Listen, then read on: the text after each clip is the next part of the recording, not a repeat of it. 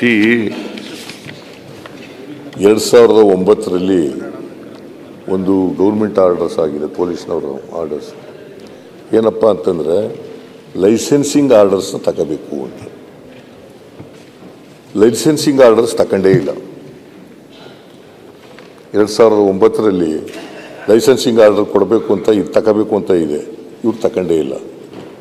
Without the licensing orders they have conducted the function.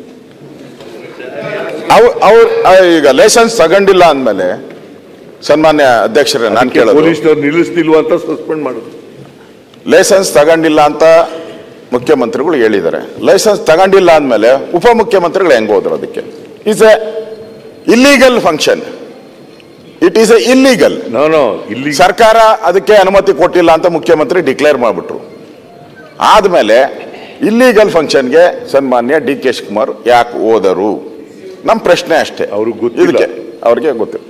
ಅಯ್ಯೋ, ಆಮೇಲೆ ಬಿಡಿ, ನಿಮ್ಮ ಪಾರ್ಟಿಯವ್ರಿಗೆ ಅವ್ರಿಗೆ ಖುಷಿ ಮಾಡೋಕ್ಕೂ ಆಗಲ್ಲ. C very simple.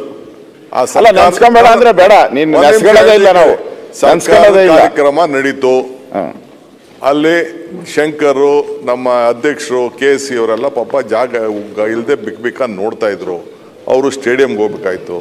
ನಾನು ಡಿಸ್ಟ್ರಿಕ್ಟ್ ಮಿನಿಸ್ಟ್ರು, ನನಗೆ ಬಂದು ಪೊಲೀಸ್ ಅವರು ಒಂದು ರಿಕ್ವೆಸ್ಟ್ ಮಾಡ್ಕೊಂಡ್ರು, ಸರ್ ಒಂದು 10 ನಿಮಿಷದಲ್ಲಿ ಮುಗಿಸೋಂಥ ಒಂದು ವ್ಯವಸ್ಥೆ ಮಾಡಬೇಕು ಅಂತ ಪೊಲೀಸ್ ಕಮಿಷನರೇ ಪರ್ಸನಲ್ ಕೇಳಿದ್ರು. ನಾನು ಹೋಗಿದ್ದು ನಿಜ, ಅಲ್ಲಿ ಇದ್ದಿದ್ದು ನಿಜ.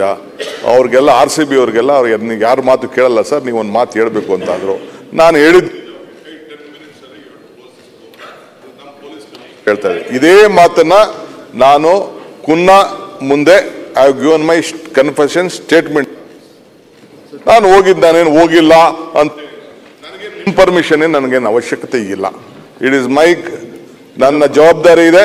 ನಾನು ಹೋಗಿದ್ದೀನಿ, ನನ್ನ ಡ್ಯೂಟಿನ ಪಾಪ ಪೊಲೀಸ್ ಅವ್ರು ಹೇಳಿದ್ರು ಅಂತ ಅಟೆಂಡ್ ಮಾಡಿದ್ದೀನಿ.